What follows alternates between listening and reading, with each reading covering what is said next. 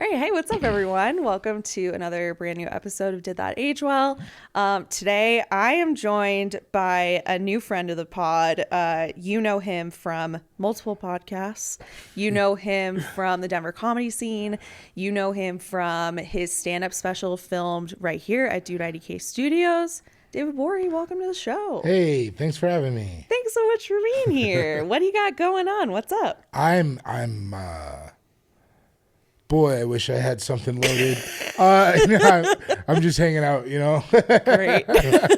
I live near here. that. This was a low lift. It's awesome. Thanks for Awesome. having me. Yeah, my gosh. Thanks for being here. It's fun. It's fun having Denver comics in the neighborhood. Be able to pop right by. I am wondering, now that you're on the Big Money Players podcast network, is Will Ferrell going to come after us? I think that's usually how it goes. Yeah. I think he sends me as a scout. Yeah, totally. And then he tends to come Yeah. 2 years to 5 years later. Totally. And that's, and that's fine with me. I mean, they say any press is good press. Right. If I can throw a little controversy, and if he takes it personally, especially, good or bad praise, but probably not great.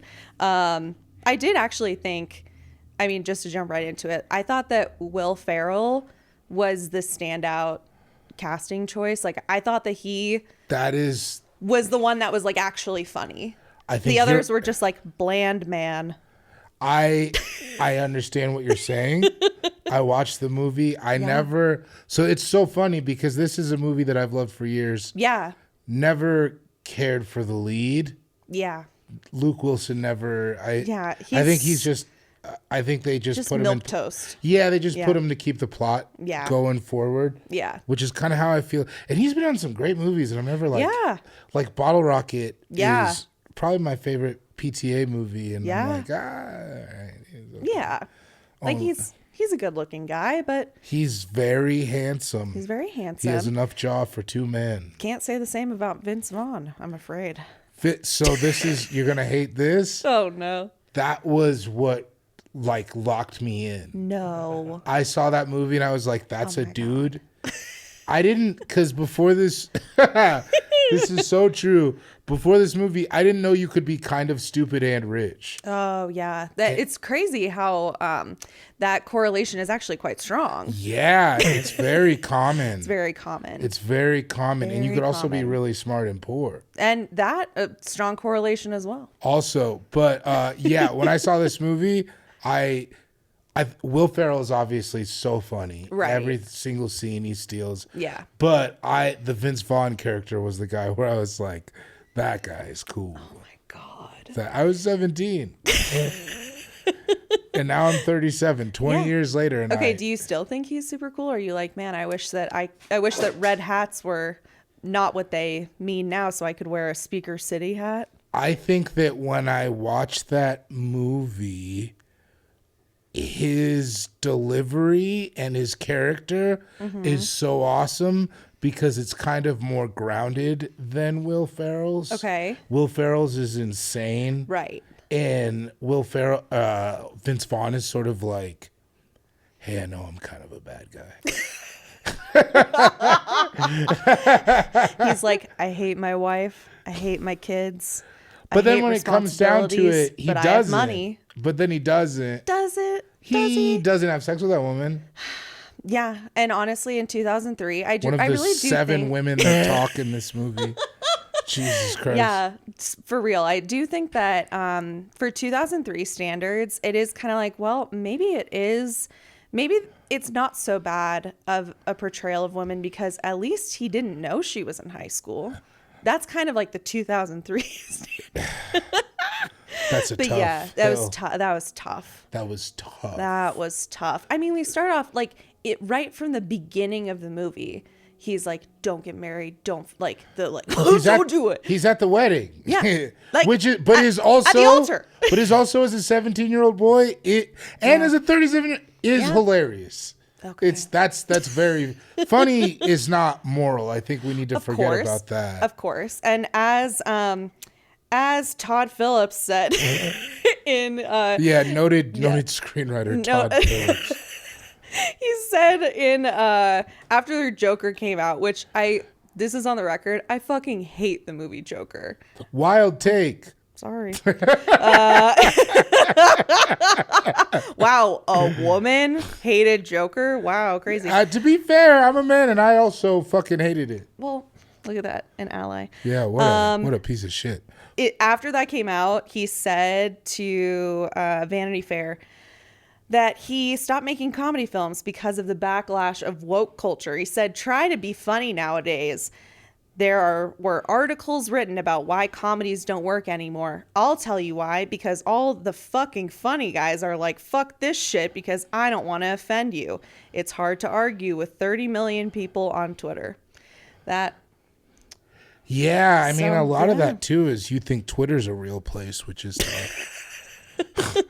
you know, I do think that there is a level of comedy tends to be inappropriate. Yeah. Whatever side of it it's on. Of course. I think that a lot of the issue is people try to kind of vault comedians into this thing that's immoral.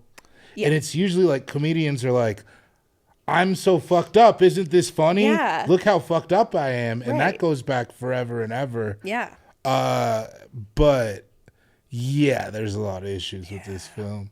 I mean, they drop a hard F. Two minutes in. It was not unlike another Todd Phillips movie, The Hangover, where like in the first 2 minutes they were like paging Dr. Yeah. Oh, you said it. Okay. Sorry? Paging Dr. F word? No. I'm not gonna say it. Yeah, and really in the first 2 minutes I said, here we are in a Todd Phillips 2003 movie. Yeah. I do think it is fair to say in 2003 that's what a cab driver would have said to you. That's true. You know what I mean? Because I wonder because I know you're saying did this age well. Yeah. I think so much movies and then even comedy kind of more. Yeah. It's more of like comedy never ages well because it's such a reflection of the time. Exactly. I think that's like such a hard. People are like, he said this in 1987. Right. But it's like he said that because he saw a bunch of people saying it. Right. And that's all that they're doing is parodying it. So it's like, it's hard. Yeah. But I will say the high points in this shit still make me laugh. Oh, yeah. I mean, look, I think that for something like, you know, seeing the cab driver say the F slur in the first couple of minutes, like that is probably what a cab driver might say in 2003. And like that reflection. Or 2025. Or 2025, probably. But the thing is that I think there's, in a lot of the movies that we talk about, I think that there's sort of this difference between like the art mimicking the culture at the time and like, oh, that's how people would actually talk. And then sort of like the movies, I don't know, like suggestion of like who's good and who's bad. Like the cab driver is presented as like basically neutral. Like we're not supposed to be like, oh, that cab driver seems like a good guy or like he seems like a bad guy. And the movie doesn't want us to act like that. But that's like, again, it's like we're asking a lot of movies if we're asking an entire movie to like take a position on everything. And like, but when you're developing like a character in a story, like obviously you have an idea of like how you want an audience to feel, right? Yeah. I think that even the thought that you put into it is deeper than the thought that went into that line. Yeah. Probably. I also think that you can't take away characters saying problematic stuff in movies. Right. Because then we kind of only get shitty movies. Right. And we only get like squeaky clean characters. Like we need problematic characters to also show us how to not behave. You know what I mean? Yeah. And it's like, you know, I don't think anybody's hands are clean of making inappropriate jokes, slurs or otherwise, right? Come on, I should have heard me in the lift. Take lift because I'm an ally, though. Obviously. Yeah. So I think that especially with that, I think that it was more like Luke Wilson's reaction, you're sort of supposed to think the cab driver's kind of ridiculous. Yeah. Because he's like the foil to everyone being ridiculous. Right. He's like kind of the straight man. But he's so fucking boring. He's so fucking boring. He really doesn't put any mustard on the ball, huh? No. There's not a lot of line deliveries that are anything that... It all feels like, I'm saying the words that were on the page. Yeah.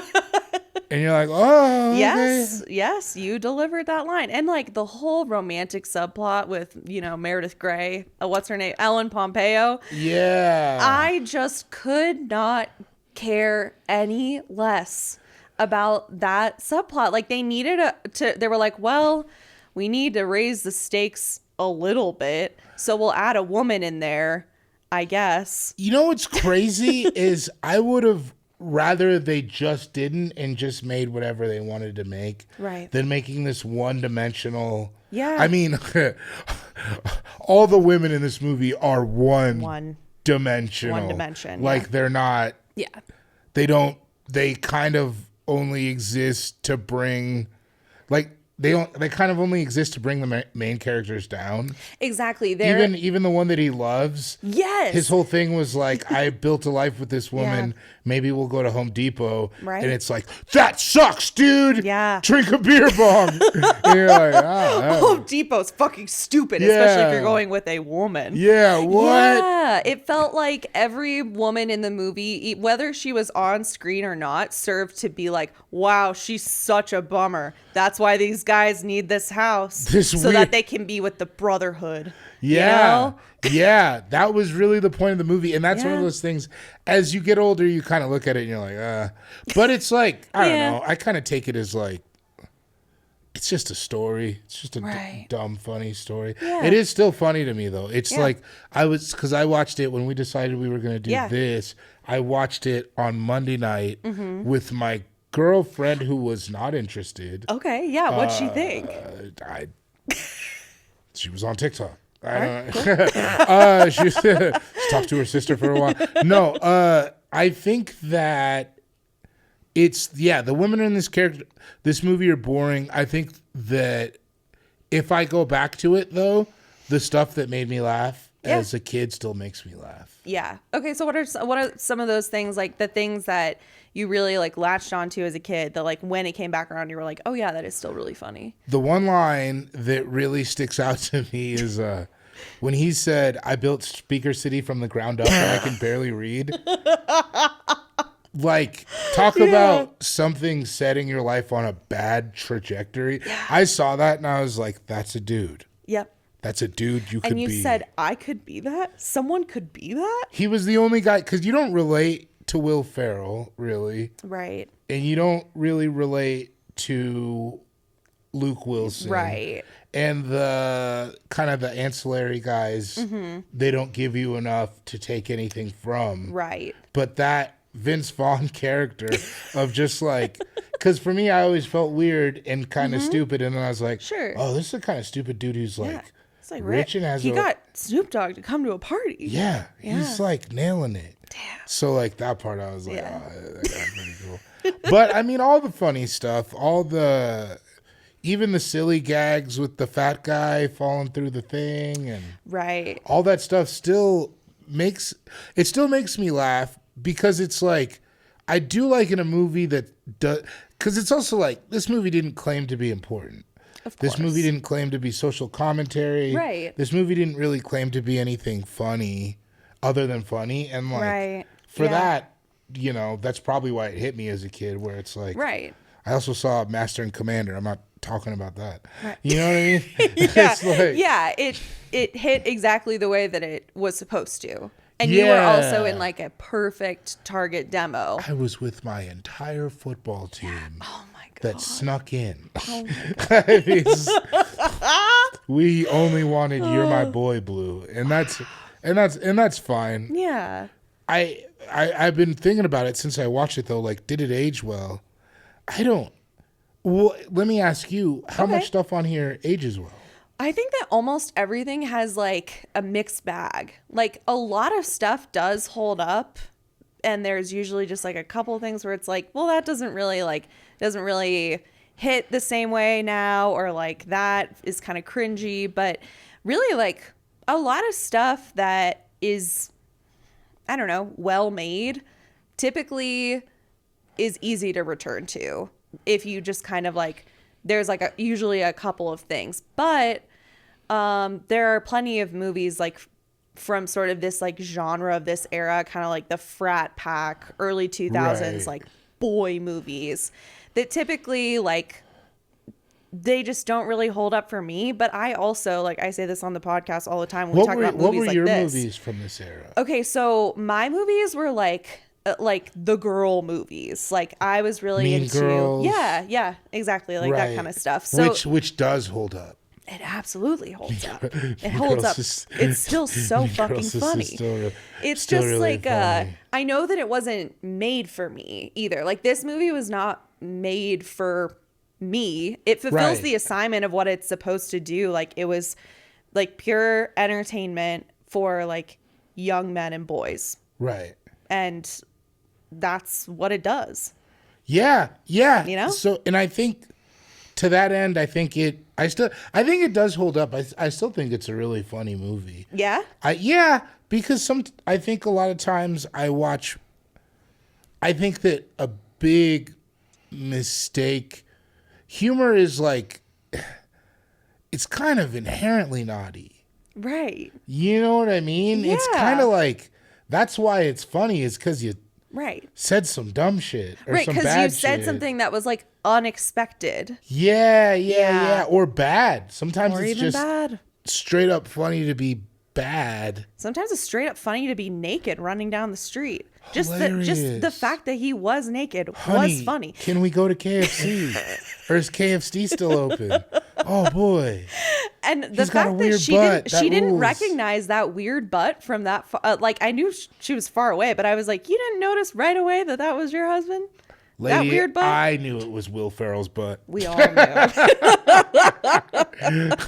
Oh God. Can we talk about how Jeremy Piven, they tried to make him a nerd by just like putting glasses on him, but he's like not a good enough actor for you to be like, oh, he's a nerd. No, he's a bad nerd. Yeah, he's a bad nerd. They really thought he plays a great scorned nerd. Yeah. I think that when I watch him in that movie, I feel like he was like a guy who overcame because he does play it in the way where I think, and I've seen this just like in life, where you give a nerd maybe access to some more resources, and then they become an ultra dick. I think we could say that's happening in our political moment. Oh man, a bunch of fucking losers getting power. Is there something going on politically I haven't been watching? No, don't worry about it. Okay. Yeah, it's all good. Yeah, everything's gonna be just fine. Yeah, I'll go use my EBT card after this. No big no big deal, right? Yeah. Thank God my SNAP benefits aren't frozen. Yeah. Jeremy Piven. But you know what it is though with that is like you need him less to be a nerd and you need him more to be a great antagonist. Yeah. And he nails it. You hate him from jump. I wanted him to be like the guy who was in college with them, who was like so stuck up and like ended up getting like notoriety and was really cool and was kind of just like a blowhard. That's what I wanted him to be. I wanted him to be like kind of a blowhard who's like, oh, well, you guys are still fucking nerds, and so I'm going to take it out on you, rather than like him being the nerd that's looking for revenge. Because Jeremy Piven is just... But he wasn't cool. Right. He was the dean. I mean, but like... He's not even a professor. I mean, yeah. Dean. That's true. That sucks. So much responsibility. No, and just like, you know what I mean, though? Because he's like a narc, basically. He is a grown narc. Yeah. Which we need, I think. Unfortunately, we do need some grown narcs. Somebody's got to do it. Yeah. I think he was just such a great but also in that this whole movie isn't that deep. I think you just kind of had to hate his face. Yeah. He did have a punchable face, but what still, a bad face. Putting glasses on, it didn't convince me. I didn't feel convinced that he was the character. I was like, that's Jeremy Piven in a pair of glasses. But you know that's the hard thing about it aging, is when you saw it. When I saw it, I didn't know who Jeremy Piven was. Yeah, it was kind of like a early days for him. Believe it or not, I was not aware of Entourage in any way. And I don't believe it. No, I really didn't get into see that till later. Yeah. Entourage is like the worst version of this because it's not funny. Right. Like this is still like has like people being really funny. Yeah. Entourage is kind of just like. Entourage is kind of just like, we're here. So you guys. But they have more money. Yeah, so much more money. It's a little bit more fun to watch. But yeah, so I mean, I don't think it plays awful. I don't think it plays great. I also don't know much about nerds, then even less. Wow. You know what I mean? Yeah. So I mean, you are literally too cool to even know what nerds are doing. Never met them, you know? Well, are we going to get into the nerd thing? We can. I've always felt like the thing about nerd culture is that it's based on buying stuff. Yes, absolutely. And if you didn't have, and sports isn't, and like, so it's like if you... Well, depending on the sport. But school sports, like football. Yeah. You know, the school's going to pay for your stuff. But it's like a lower barrier to entry. Exactly. You can still watch Monday Night Football. You can't buy every issue of Spider-Man. Exactly. You know what I mean? Yeah, so it's totally. like, sometimes with the nerd thing, I think that like, I didn't want to have to obtain all this media to get there. Yeah, totally. And then they're very angry if you didn't obtain the media to get there. Where sports fans, ultra douchebags are also like, if you go to an Eagles bar and you're like, who's Jalen Hurts? They'll be like, bro. And they'll tell you his whole life. Yeah. Whereas like a nerd where you're like, why can't Spider-Man bleed black? They'll be like, I'll fucking kill you. I'll kill you again. And you're like, all right, well, I don't know. I don't think this is better. I think it's just different. Right. And but that being said, because I don't know about nerds, I didn't know that he wasn't. Right. He wasn't the guy. No. That's a bummer. It is a bummer. But you know what? I also think that, like, thinking about the difference between, like, sports people and nerd culture, that sports people, they might be a little bit annoyed when bandwagon fans come around. They're like, oh, well, I was here from the beginning. But not enough to actually gatekeep the fandom. Whereas, like, in nerd culture, there's so much, like, cultural capital and being like, I know the entire catalog. I've always known it, and now that it's popular, well, now everyone likes it. Right. And then they like gatekeep those people out by continuing to like just be, I don't know, just be like stuck up little bitches about the lore. It also seems tough with nerd culture because you don't experience the wins together. That's true. In a way that sports culture you do. And you know it's clear who like the winners and losers are, you know? Yeah. Well, and it's like when the Nuggets won, I was with 400 people. Right. You know, I don't even have a good nerd correlate. I don't even have... I'm trying to think of something. I don't know. People going to the theater to see a Marvel movie. But even then, like, not everyone's going to have the same reaction because it's more subjective. And do you think that's nerds anymore? Or you think that's just culture? No, it's just culture. Yeah. Probably. I know a lot of dumb dudes who are like, I can't wait to see Craven. You know? Yeah. I mean, it is fun, but it is also I also don't stupid. think nerds are bad. I think it's just different. If you're a nerd, it's fine. All good. Yeah, every group is toxic. Everyone's toxic. You get too many of them together, it's all bad. So true. Especially men in this movie. Have you ever thought about joining a frat? Never. Oh, okay. This is funny. Okay. When I was the age to join a frat, never crossed my mind. Yeah. In high school, we thought it would be funny, directly influenced by this movie to start a frat. There was not many people. It was basically me, Sam Talent, and one other guy. We called ourselves the Ascots. Wow. Did not have any Ascots. That's too bad. Yeah, no. Yeah. So it didn't... didn't take off? But They're not calling you the Godfather? No. I mean, this movie was the height of me feeling like... conformity was cool. Yeah, totally. You know what I mean? So like kind of like after this in life, I thought it was cool to do my own thing. But no, I went to college for 1 year, but I was already 20. Yeah. So I'd already been out, and I had been out of the house since I was like 16, 17. Right. So I was already like, oh, you guys are dumb. Yeah. You're like, oh, you don't know how to just like live your life. Yeah. So, yeah. And who does? Who does? You know. I don't. But no, I never wanted to join a frat Yeah. or a sorority. And the older I get, the more. Like, do you ever talk to somebody now who talks about their frat or sorority and you're like, that sucks. That's tough. Like, it is such a funny concept, like a frat that isn't actually really connected to a college, like all these guys from different walks of life, and when they're like hazing people like in the grocery store parking lot, like that's a funny concept. But when it happens in reality, it's quite sad. Well, when someone's it happens old and they're still like so connected to that identity. And the beautiful thing about this movie, I hate to like cape for this weird concept, but like he was like, it's an egalitarian brotherhood, whereas there weren't legacies. Yeah. There was true. No, my dad was in this frat, so I'm in this frat. That's true. It was really, they just picked up a bunch of dudes. He really they got an old dude. Yeah, they got blue. Yeah. And like that idea of inclusiveness within brotherhood is, I think, why a lot of men are kind of drawn to the idea of this movie, because there weren't like, it didn't, and obviously like they don't go too deep into the side characters, right? But it didn't seem to be a bunch of rich guys. No, the kids they were like, we're getting kicked out of school and we don't have options. You know, it wasn't just money. Like, oh, well, like my parents will pay my way back in. Yeah. They were like, I'm going to get expelled and my life's over.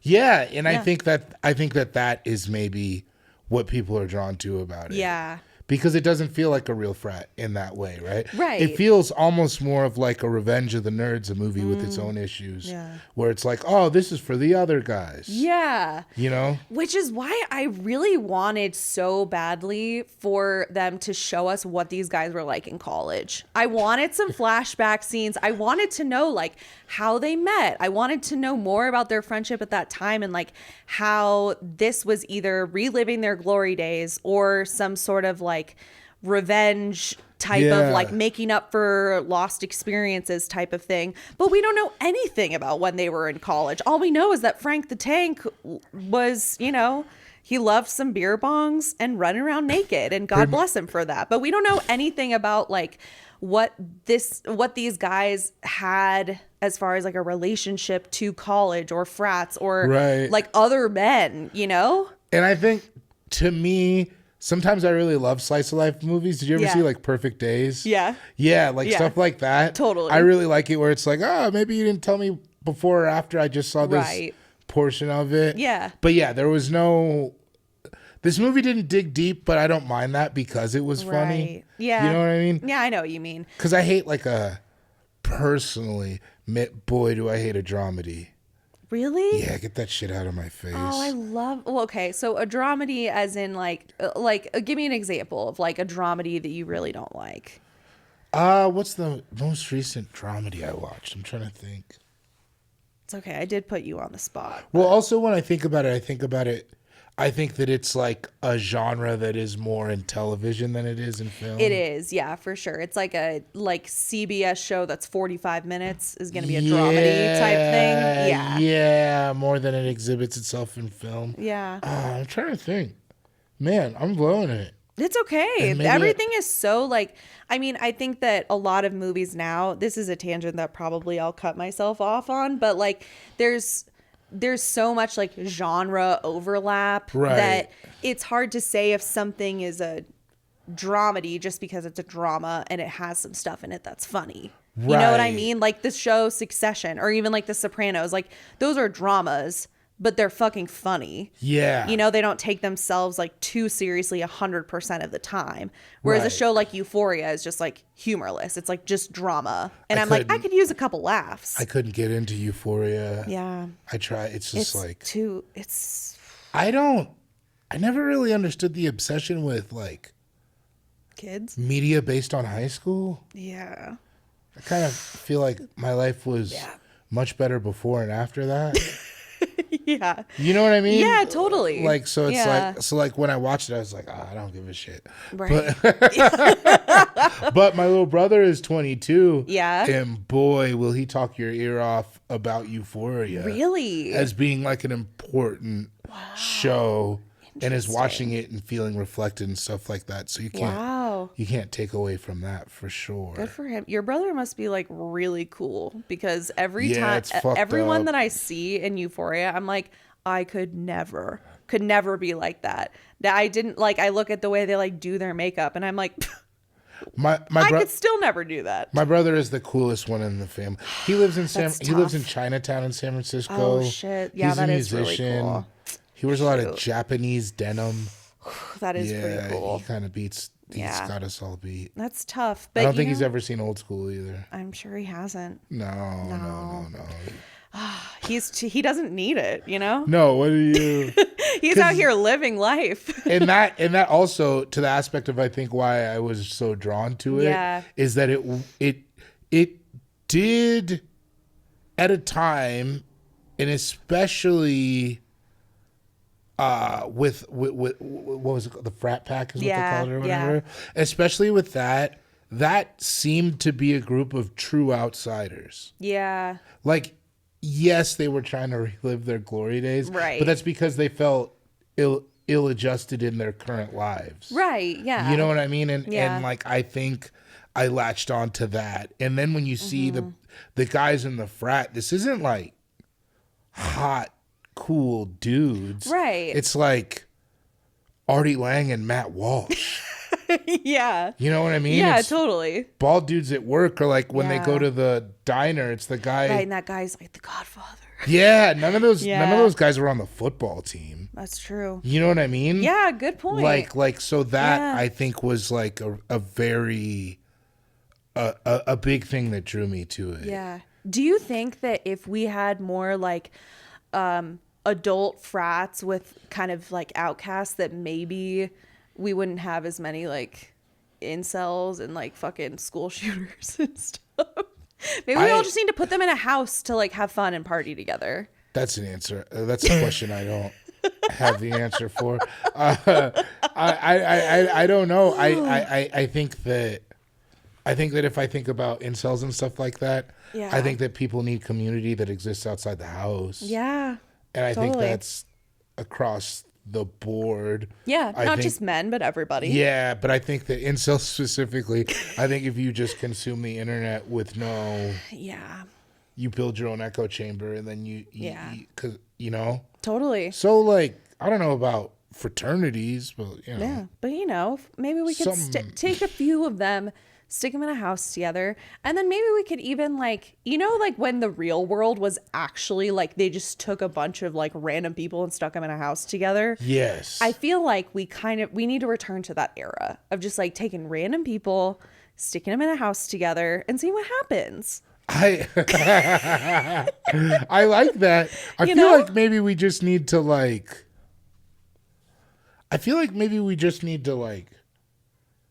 focus on genre more. Sure. Like in that I said that like I like this because it's a comedy, because it was like a focus comedy. I think that like especially with the Marvel movies, they kind of try to do everything.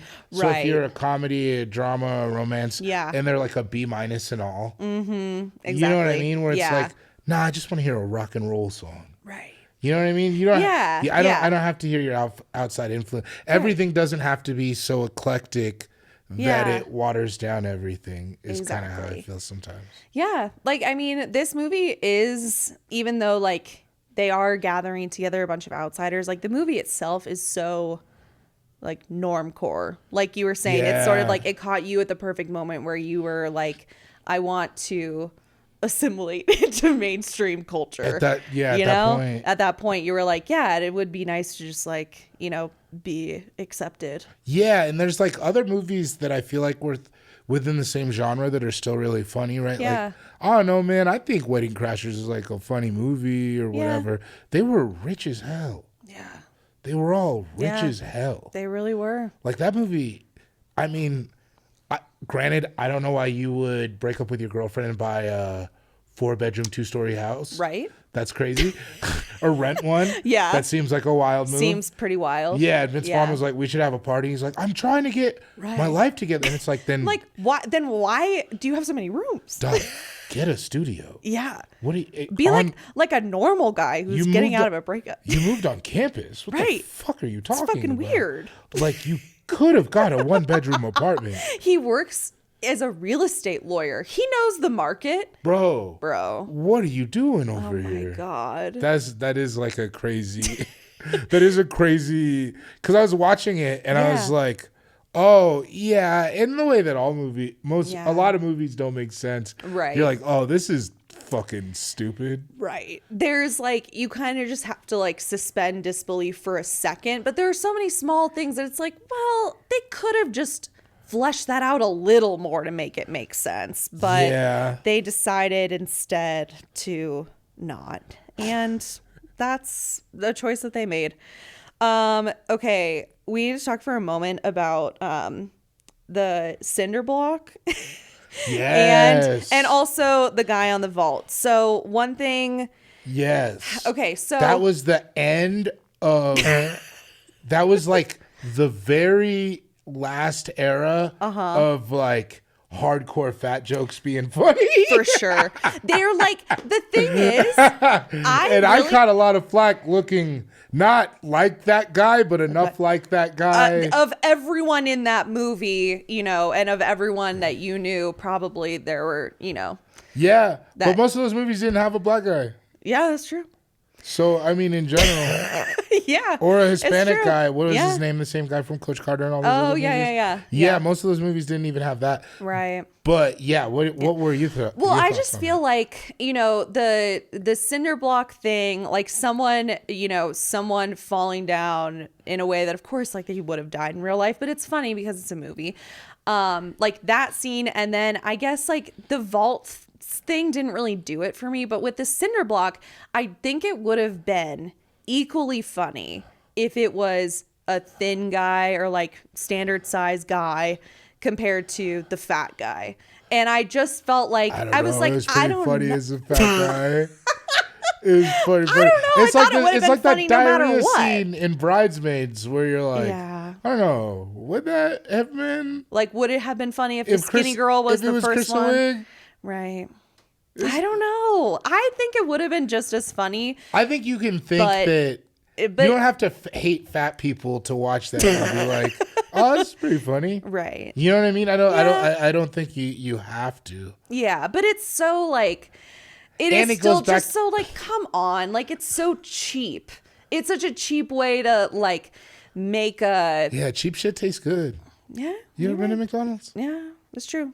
Talkies. Like I feel like it's like we try to like sometimes with entertainment we try to parse it out in this way that it's not the same as other things we consume. Yeah. You know what I mean? Totally. And it's like, I don't know. All right, that fat guy fell down. What's the difference between that and like some dumb Instagram you watched? You know what I mean? Yeah. Like it was cheap. Right. But it's like shit's cheap, man. Shit's cheap. Yeah. I don't know. I still think I would have. Who would you have rather fell? I would have rather have seen Vince Vaughn's character fall because I fucking hate that guy. But you can't do that. I know. I know it has to be a side character. It has to be. If I'm talking about out of the side characters, who would you have rather had fall? Well, obviously it can't be Blue because he's old. His body cannot take it. His body cannot take it. Yeah. His body couldn't even. I mean, look. At least he died doing what he loved, looking at boobies. Yeah, but wrestling still, in his heart couldn't take that. No, that would have killed him. It would have definitely killed him. I think maybe like one of the older guys would have been funny because it's like Matt Walsh or Artie Lang would have been funnier to fall. Yeah, I think so too. I don't know about funnier, but I think they could have done the same thing. It could have done the same thing, and like it still would have been funny. Yeah. Yeah. What I liked about the fat character was a group of guys that would have really shit on that guy. They really didn't. Yeah. And he really was included in the whole thing. He was even running with them through the campus. You know what I mean? That's true. So it's true. It's like a character where it was like maybe 10 years before that would have been all they talked about that in that movie. Right. And like really the only thing they gave up is a visual gag. And it's true. like as a fat person in a movie. Yeah.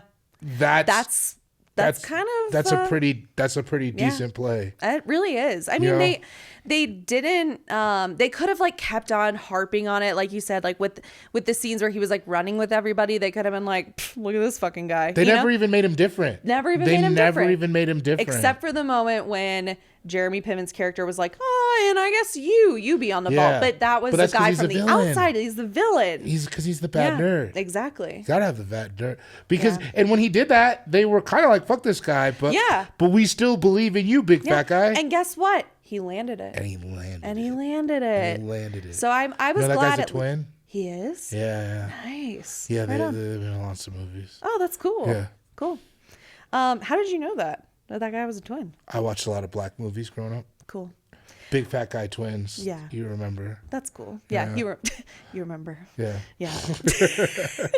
The bread maker being regifted. That was funny as fuck. Hilarious. As an adult watching that, like when I was little, I was like, okay, whatever. Now that's fucking funny. To New Beginnings. And then he hits his forehead touch. Yeah. That was so funny. So funny.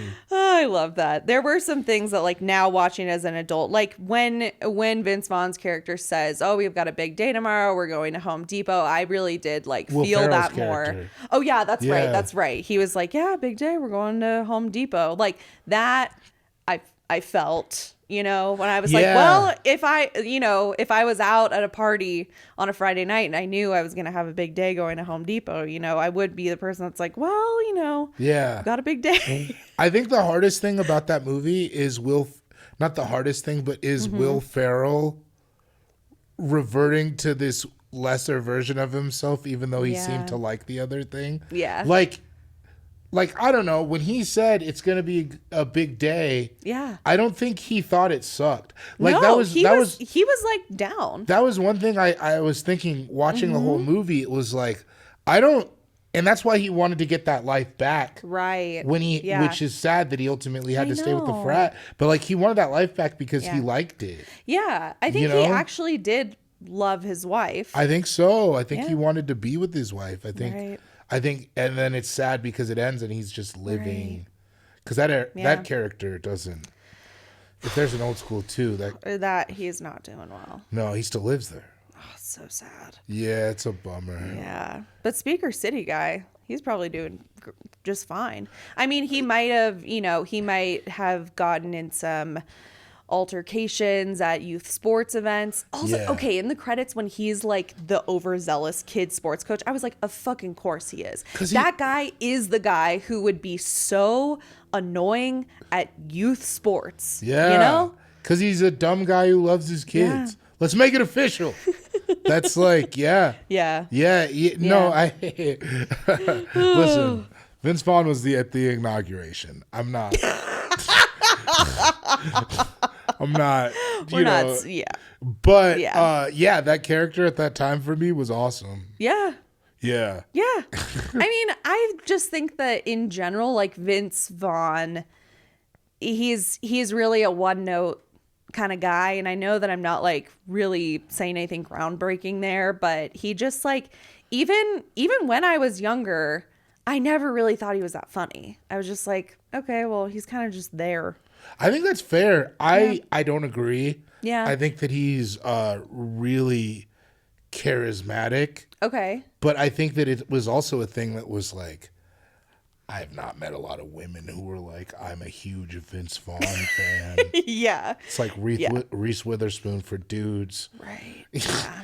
Well, no, she's way more dynamic and she's come out with like a bigger range of things. Right. But like, I think Vince Vaughn always was what he was. Yeah. I get and that's also, I mean, you never met people like that in life where it's just like, of course, like, oh, she's funny to us, or like vice versa. Like it's just there's people like that, and I think it's like not terrible to vault those people up, but I understand not thinking. Or even like Luke Wilson's character when who sucks. We have said that, right? We agree that he sucks. When that one woman is like, oh, but Mitch is sweet. I'm like, why is he sweet? Why is he sweet? Tell me one sweet thing he did. He doesn't really do anything. Sweet. Like, I guess if sweet is the absence of like glaringly horrible behavior, then sure, he's sweet. But... I think we have to give him some grace because it's a guy who was going through it terribly. By the way, Juliette Lewis. Oh my God. She was so funny. Smoking a cigarette. So good. It's purely sexual. Oh my gosh. That is one woman who really, like, they gave her at least something. And watching her, I was just like, damn, I wish she was like, you watch it and you're like, oh, you could have been, because I think sometimes, especially with like female comedic leads, I think what they did to Luke Wilson in that movie, they extrapolate that to women in comedies in general. Totally. You know what I mean? Yeah. Where it's like, God bless her, Cameron Diaz is not very funny. Right. Right? Yeah. But like you see Juliette Lewis and you're like, damn, there was a whole lane for that. Yeah. There was a whole lane for her. It was hilarious. And instead she only got to be in the movie for 5 minutes. Great 5 minutes. A great 5 minutes, an unforgettable 5 minutes. Great 5 minutes. But I wanted her to be in it more. I wanted to see more of that. But you have to have that man coming apart because that's the whole thing, right? Of course. And then it's like, then to his terrible behavior, it's like, I don't want you to follow me with a camera after a breakup. Right. No. Certainly not. When I get a 2-story house for some reason. Bunch of bedrooms. Yeah. Oh, buy a condo, stupid. bro. Yeah, buy a condo like a normal person. I know you got it. Oh my God. Yeah, that was very silly.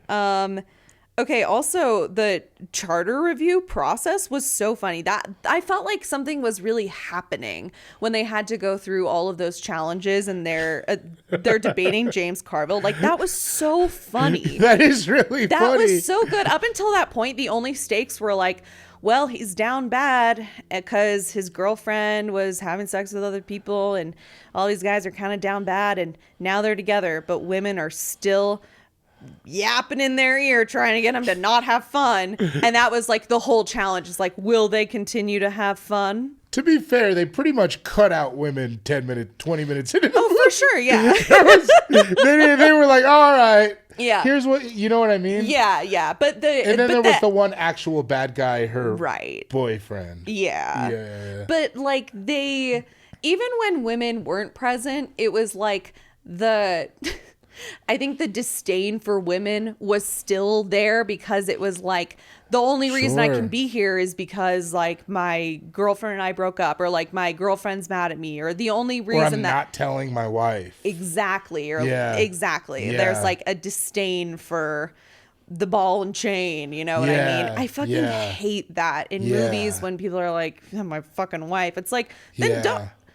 She didn't like you either. Like, get out of here. What they need is a girls' old school. They need a girls' old school. Which I think should star Juliette Lewis. Absolutely. As Will Ferrell. I couldn't agree more. Who would be in your girls' old school? Oh my gosh. What a great question. Queen Latifah's got to be there. Oh, wow. Yeah. I feel like Queen Latifah is the Vince Vaughn. Did you see One of Them Days, by the way? No, I haven't seen it yet, but it's on my list. Go see it. If you want a girls' Friday, SZA went crazy. I like Keke Palmer, but like her. SZA went nuts. She was so funny. Some women really can do it all. Yeah. She's right everything. Now, truly, I think she's got it all. Truly. But anyways, cast, and I'll bring up the character, and you give me your person. Okay. Vince Vaughn. Okay. Queen Latifah. Yeah. Yeah, I think so too. Yeah, totally. She's girl bossing. She's wheeling and dealing. Yeah. You know, I think that she should be a little bit smarter than him, but she should still be the one that's like rich. He has to be dumb. That's the whole thing. That's why it was so good. It's because it was like, if he was the smarter one, then you would be like, but like when you watch it, you're like, oh, it's just a dumb guy who got lucky. Yeah. You know what I mean? That's true. Like, but I feel you. Queen Latifah. Okay. Okay. Luke Wilson. Okay, so that should be, I think that actually, I was going to say Juliette Lewis, but I think that Juliette Lewis should be Will Ferrell's character. Like, she should be the one that's like a little bit like kooky, who's got like some weird quirks under the surface. The one who is not going to get better. Yeah, exactly. Yeah. Exactly. Yeah, I think she would. She's the Frank the Tank. I think she would crush that shit. Yeah. And they, honestly, I could still see them calling her Frank the Tank. Exactly. Don't need to change it. Her name's just Francine. She's Frankie. Yeah. Exactly. Yeah. Perfect. Okay, so then who's Luke Wilson's character? I'm trying to think of women like kind of in that like in that era, like around the age of Juliette Lewis. That's where Queen I think Latifah. we go Cameron Diaz. Really? You think so? She's never did. I never like laugh out loud at her. No, I don't either. I mean, I because, agree that first I thought Maya Rudolph, but then I was like, Maya Rudolph. she's too funny. She's too funny for that character. Exactly. Yeah, we need someone who's like a little bit more bland, but I still want that role to be a little funnier. You know? True, but we're just casting it flat. You're right. Well, what's your favorite Cameron? What's the funniest thing Cameron Diaz did? I think it's The Sweetest Thing. I think that the funniest thing she did was probably when she was like a ditz in Charlie's Angels. She's like, you think that's funnier than The Sweetest Thing? Sweetest Thing does not get the credit. Okay, you're right. Can I come on here and say Sweetest Thing as a movie does not get the credit for how fucking funny that movie was. I'm sorry. You're right. And thank you for saying that. It's important to be said. That was wild to yell. Yeah. You didn't think you were going to come in here and yell about The Sweetest Thing. But... Oh, I did because it's Wednesday. It's just another day to. I have strong held. And you're known for that, really. Yeah. Yeah. I have strong held beliefs on female led comedies. Yep, absolutely. Especially by women Where's who Waiting aren't to that Exhale funny. 2? I just feel like Cameron Diaz would do fine in that role, and that's exactly what we need. But it's that's just what someone Luke that's Wilson like fine. did. Yeah. That's what I'm saying. It's like, that's fine. That's fine. Yeah. So we're talking. So Queen Latifah is Vince Vaughn. Yeah. Cameron Diaz is Luke Wilson. Yep.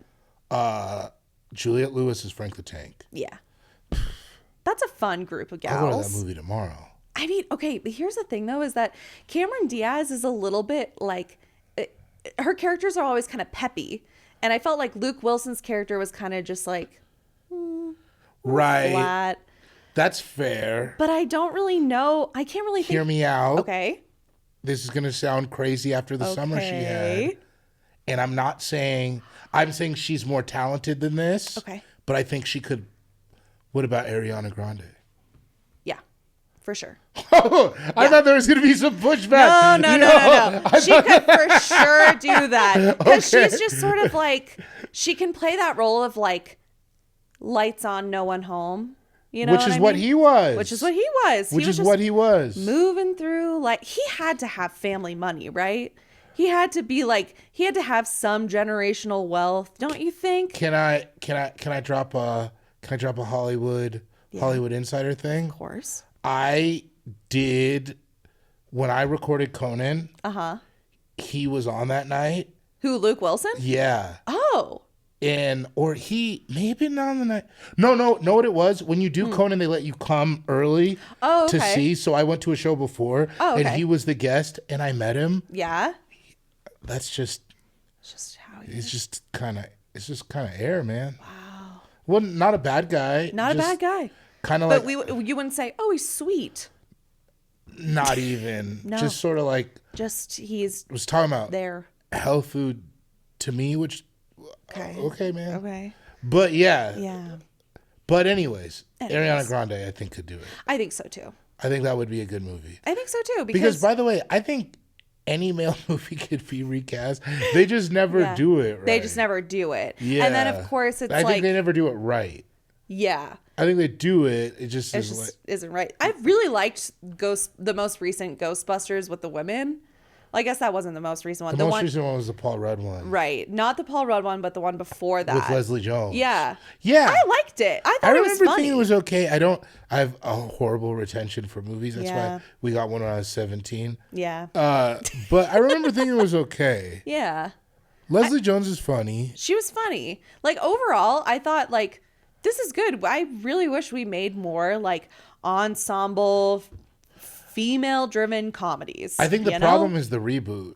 Yeah. I think but that's like IP and all that Hollywood shit going on. Totally. But I think that, like, because I think about this movie and what it meant for me and my friend. Because this movie truly, like, kind of, like, changed my trajectory. Really? Yeah.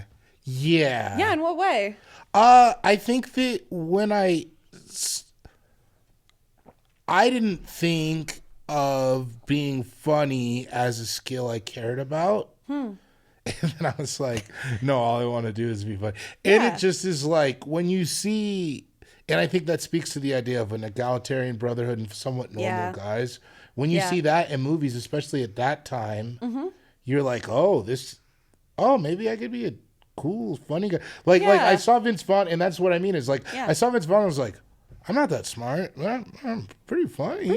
Maybe that's a, and I didn't like act on it for later, but like. You filed it away. I filed it away. Yeah. And I think that just like, it sometimes is such a bummer that like female ensembles are always drama. Yeah. You know what I mean? Where it's gotta be like, Big Little Lies. It can't be Entourage. And it's like Big Little Lies was cool, but like you don't. These people are all so talented. You know what I mean? Yeah. Like, and it's like sometimes, and then there's some people where you see when they are funny, where you're like, you never gave Kathy Bates a comedy movie. Doesn't that seem? That's fucked Doesn't up. that seem crazy? Every time she was called to do it, she knocked it out of the park. And then they were never like. I think sometimes that there can be one or two funny women where it's like the frat pack. Exactly. How many dudes was that? Right. But it's like women. It's like we'll give one. Right, and it's the rule of like there can't be two because then it's a girl movie. Like if women aren't half the people. It's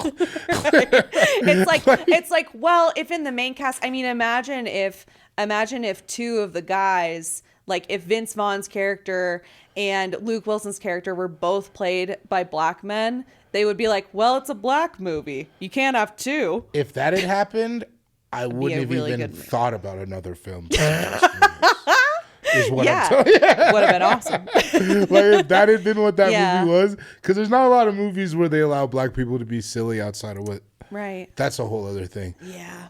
But we should get on this. We should get on this all-girl reboot of Old School. I think so too. I think it would be funny. Love a lady dirtbag. Me too. Give it to me. Okay, give it all to me. Yes. I love a morally irresponsible woman. Me too. In a fucking movie, dog. Here's what I fucking want is I want Queen Latifah's character, the one that's like Vince Vaughn. I want her to be like a scammer. Yeah. You know what I mean? I want her to be wheeling and dealing. Yeah. I want her to do bumps of cocaine. I want her to have a drug problem, but not a problem that's like, not in a sad way, just enough, like Frank the Tank's drinking problem. That was a problem. That was a problem. It got a little too dark. It got a little bit too dark. But that's fine too. And that's fine. I mean, that's fine, but I still want coked up Queen Latifah is in a movie. That would be coked up awesome. Queen Law? That would be awesome. Too good. She's got so many big ideas. Yeah. Oh my God. Yeah. We'll sell TVs here. We'll sell TVs there. Yeah. We'll sell DVDs, beepers. She's doing Speaker City pop-ups. Yeah. That would be awesome. Yeah. She's doing the big activations and all the yeah. I could really see that for her. That'd be really fun. I love a woman who's a total dirtbag. Because dirtbags are funny in general. Dirtbags we let it fly with men so much because it's like we all think dirtbags are funny. It's funny. Right. Yeah. It's not like sustainable, but it's very funny. Sure, yeah. You know? Yeah. And like, I don't. Women are funny, so it's like. Yeah. Wait, are they? I'm over here breaking David Gborie says women are funny? Don't quote me. I still have a job at Viacom, but. If this goes online, I will not collaborate on the reel, but.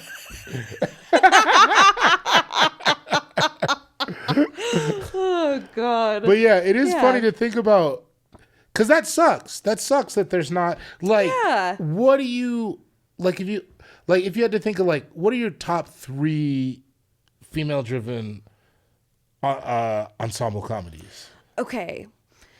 This is tough because the first thing I thought of was Broad City, which is a show. We got it. And that's the thing. Yeah. I feel like television, there's a lot more leeway for everything because there's so much more of it. Totally, yeah.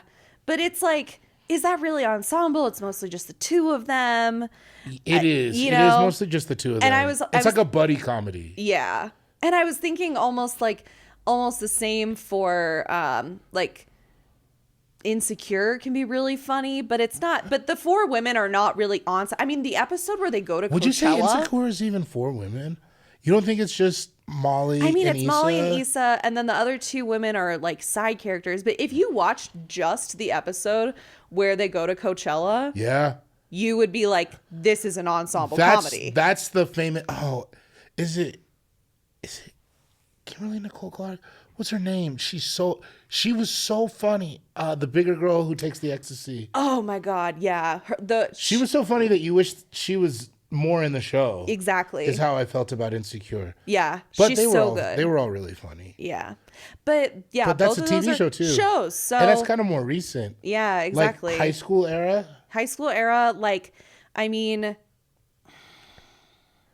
Mean Girls was not an ensemble comedy. Like, they were funny. You don't think so? Well, maybe, but like, because I feel like Mean Girls almost had an old school situation where Lindsay Lohan was not as funny as everybody else. Yeah, but they also are, I mean, I guess like, not that we have to like rule out high school comedies, but when I think of something like old school or its equivalents, it's like these guys they're like beyond high school. They're like old. They're old, and that's kind of what makes it which is also funny. Funny is that they're old.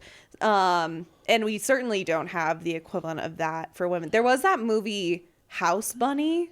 Do you remember that? Yeah, with Anna is that Faris? with Anna Faris? Yeah, and I don't remember anything she was a Playboy else about bunny. It. She like moves into a sorority house. And then she moves into a sorority house. Is Tommy Lee Jones in that movie? I honestly can't remember. Because there was a cop, right? Can't remember. All I remember was that Anna Faris was in it. She was a Playboy bunny. She lived in a sorority house. Yeah, I don't really remember it either. So, not an ensemble comedy. Nothing worth writing home about. There's not, but like where everybody's hitting home runs, there's not a lot. Right. I mean, A League of Their Own.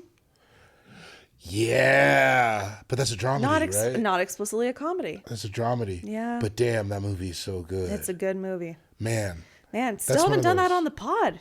You haven't done A League of Their Own. I know. But we got like 150 episodes. Still haven't done that one. Nobody wanted to talk about All the Way May. No, not yet. Madonna's best acting performance. Yeah.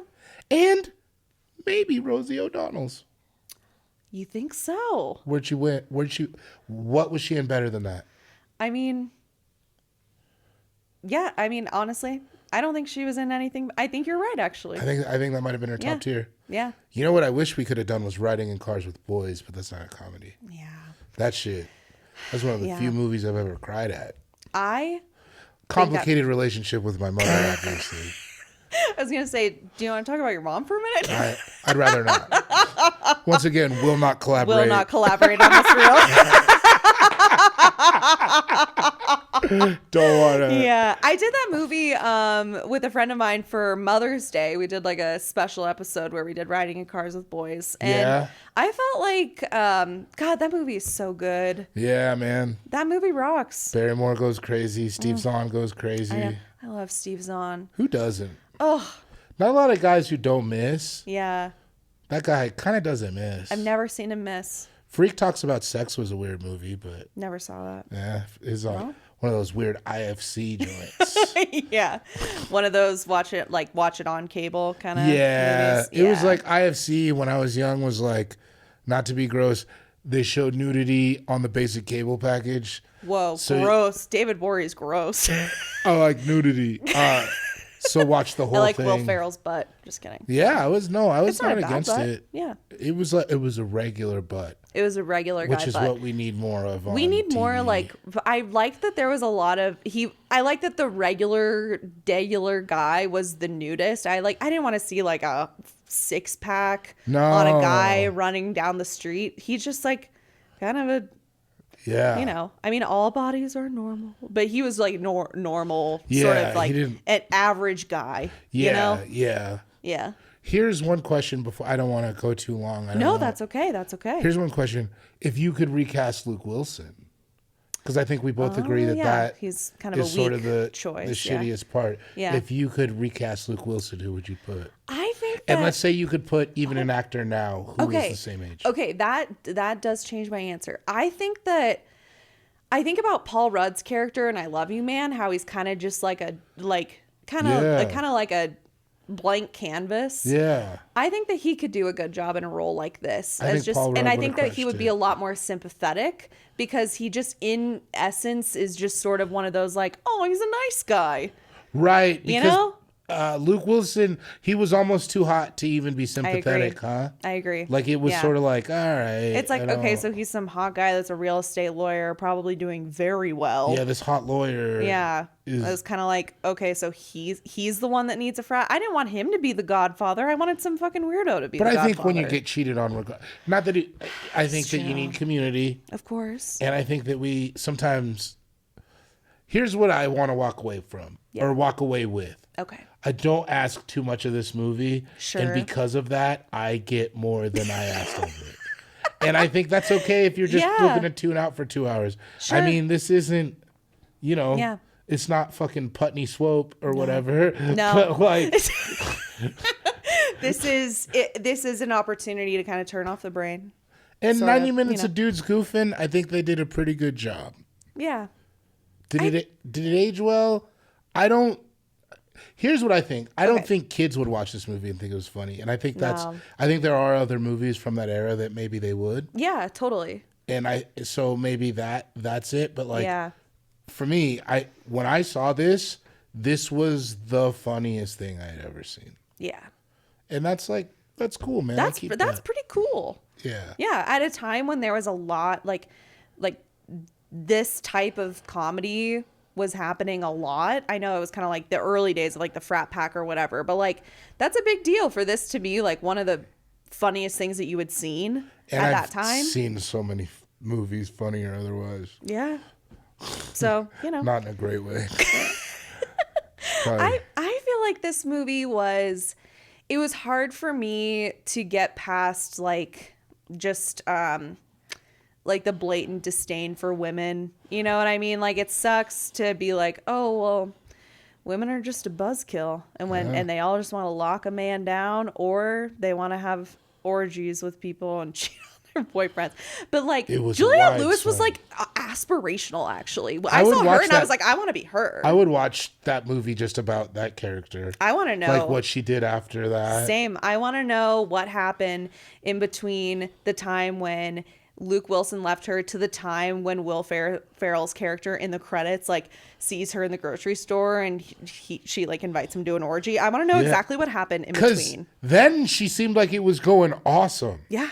Like she seemed like she had kind of to do that much physically. Yeah. Like the character was written like the rest of the women in that movie. Right. You know what I mean? Yeah, totally. Like, the lines weren't witty or anything. Yeah, but like, she brought it. She just fucking crushed it. Good. Can't wait for Yellow Jackets to come back. Oh my God. I love Yellow Jackets. She's so good.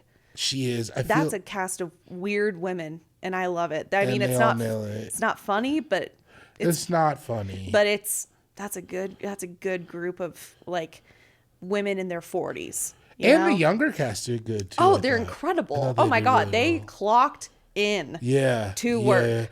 When I was watching it, my girlfriend was noting that the younger version of Juliette Lewis like really matched the speech. Yeah. She talks exactly like her. Exactly like her. Yeah, and you don't see that a lot. Incredible.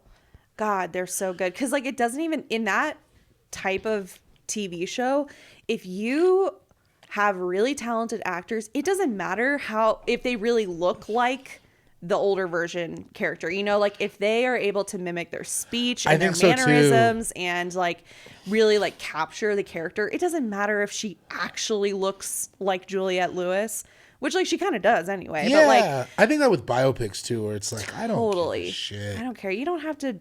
But at the same time, you see that Chalamet one? No, I haven't seen it yet. Are you gonna see it? I'm gonna see it. Yeah. Have you seen it? Yeah.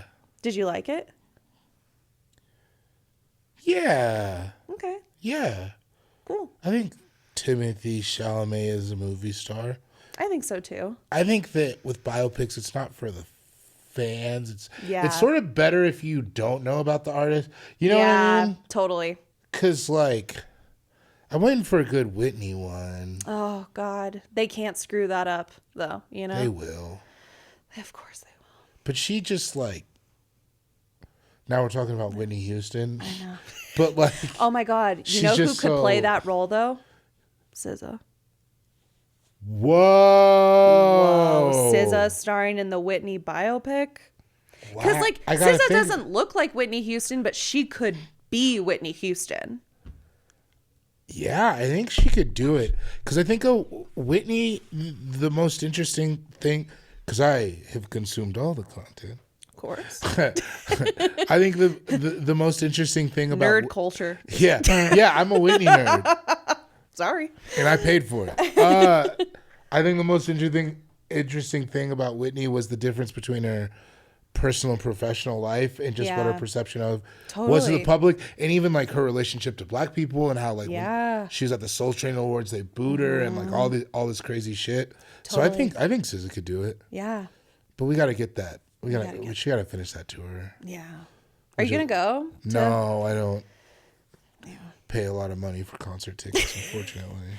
Yeah, I get that. Every time I go to a concert, I'm always like, oh, this rules. And then I'm like, I like other stuff better than music, I think is my problem. Yeah. And that's fair. I mean, because like for the price of going to a big show like Kendrick and SZA, especially because it's not in Denver, like you'd have to pay for like, you know, to go somewhere else. Like the amount of money that you'd spend, even just on tickets alone, like you could spend on like a few really nice dinners, or you could spend like going to the movies like 20 times. Or and I like live performance, but I like seeing maybe like weirder stuff. Okay, yeah. Like I've seen enough big music and I'm like, I'm good. I know what a big But like the other day I went to like the Black Rodeo and I was like, okay, that's like weird. That's like weird and cool. You know, or I went to the National Jump Rope Championships in Colorado Springs. That's so sick. Yeah, I like going to stuff like that. That's cool. Yeah. Yeah. So like, but SZA's Whitney. Hell yeah. Let's make it happen. Also, let's do a Selena reboot. You're rebooting everything. You're rebooting David, everything. how did you know I was just going to say? Really? Dead ass. I was thinking about the Whitney documentary. And I was thinking about the Selena. Not the documentary, the biopic. I was thinking about the Selena biopic. And I was thinking to myself, I wonder if it's time for them to reboot that. I think so. Was it like 94 or something like that? Yeah, it was a long time ago. 20 years. That's enough. Because like the kids still love Selena.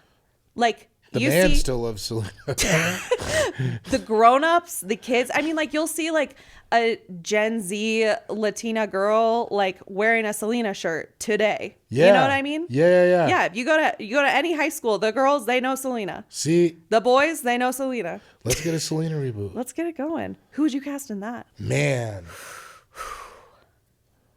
Because it has to be fairly young, right? Right. Because even though we think about J-Lo now as a career that she's built, at that point, did she have a movie? Was that her first big movie? Might have been. And it can't be a musician, really, huh? Maybe, but... I don't... Because, like, you know, J-Lo is a musician.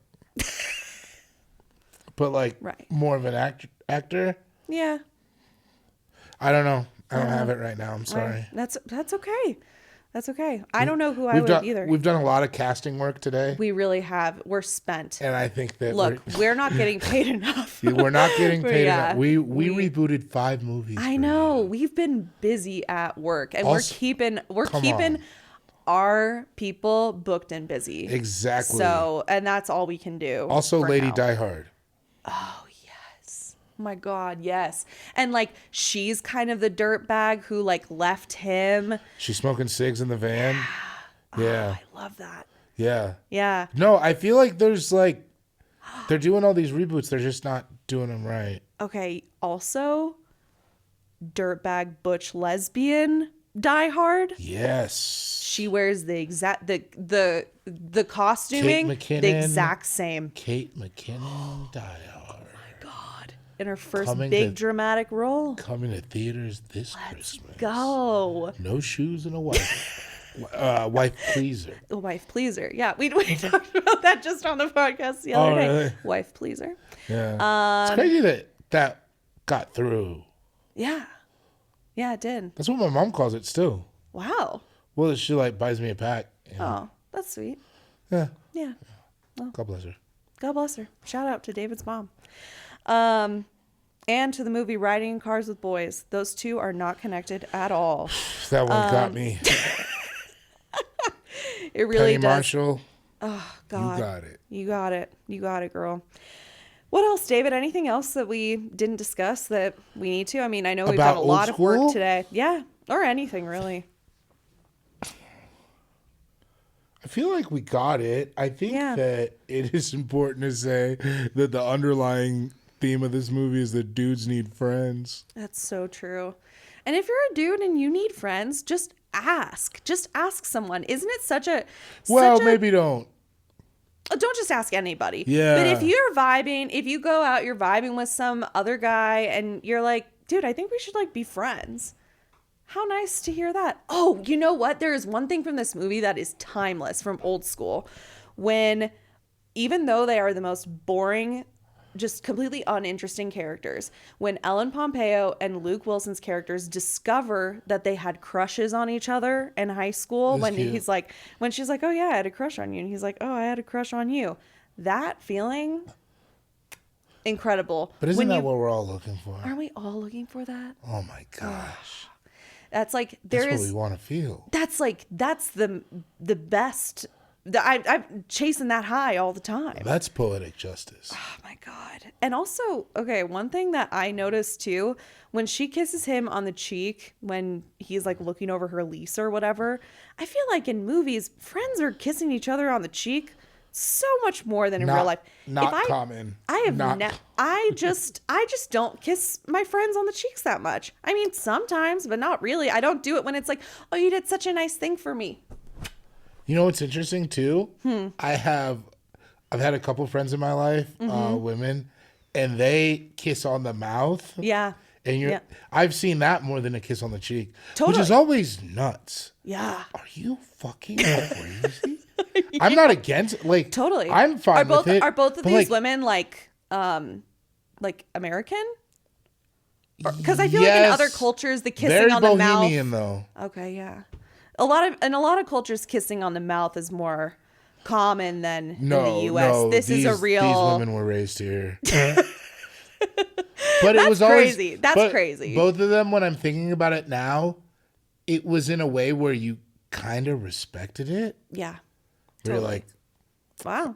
Okay, shit. Okay, that's a kiss on the mouth. Yeah. You say, I humbly accept. Thank you. And thank you.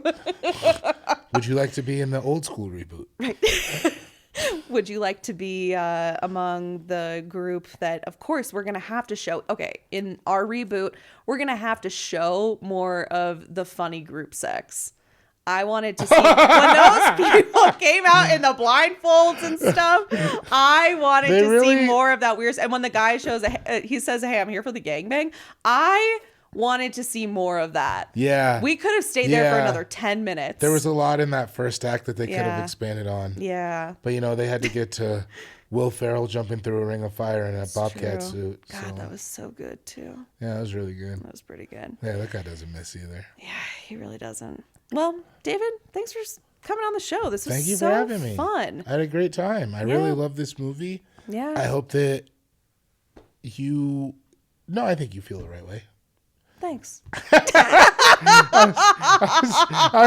was thinking over everything. Do you approve of everything that I have said? Yeah, completely. I think I approve of what you've said as well. Completely. Yeah. I think that, nothing's perfect. Nothing's perfect. And nothing is, we can't look to movies or entertainers for our reality. No. Because then we elect one and who knows what can happen after that. I have no idea what you're talking about. Just no idea. David, do you want people to follow you anywhere? Do you have anything you want to promote or anything? You can follow me on Instagram at CoolGuyJokes87. Cool. I have a podcast called My Mama Told Me that I do with Langston Kerman about Black conspiracy theories. I have a podcast called All Fantasy Everything. I do with Sean Jordan and Carmel where we fantasy draft things that aren't sports. And I have a special that I shot. I was standing right there. Right here. called Birth of a Nation with a G. I thought it was funny. It is funny. Not great for SEO, turns out. You know, I was thinking about that. You know, I was thinking about just today. I was thinking, God, I wonder how people are finding that on Google. No, they say, "Did you mean Birth of a Nation?" No, G. I've really committed to this independent entertainment thing. But but if you would like and you thought I was funny, you go on there, patreon.com/David Gborie with a G. And I have the special on there for sale. And I have like over 100 videos that I've been doing, trying to learn how to do videos, and it's all free. And you can go over there and hang out. Awesome. Right on. The special is very funny. Thank you. You're welcome. I saw it in person. I was at the second show, and I'm so glad that I was. Better show to be at. It was. You guys. It's unhinged. We got to track down that guy with the rings. Oh my God, what is he up to? How many more rings does he have? If I find him, I'm gonna put him on the Patreon. I was screaming. Yeah. That guy with the rings. He was great. He was great. He was. Shout out to the guy with all the rings, man. He was something else. He played a crucial role. Imagine if he just showed up normal, no weird rings. I think that was normal. Wow. I think that's the thing about all those rings. You think he wears those rings every day, or he's like, these are my going out rings? I think he has them on right now. And if you want to know what we're talking about, go to patreon.com/David Gborie and buy my special. It's only $12 and it all goes to me. Yeah. Yeah. Come on. Maybe I should have gone to Netflix, but we're too late. You know what? And they didn't want it, let's be honest. They didn't want it. They don't. You're too good for them. That's the nicest thing anybody said to me today. All right, you guys. Thank you so much for watching or listening. Follow at Did That Age Well on Instagram, at Did That Age Well Pod on TikTok. Write a review. Follow us on YouTube. You know what to do. David, we'll see you next time. Thanks. Bye.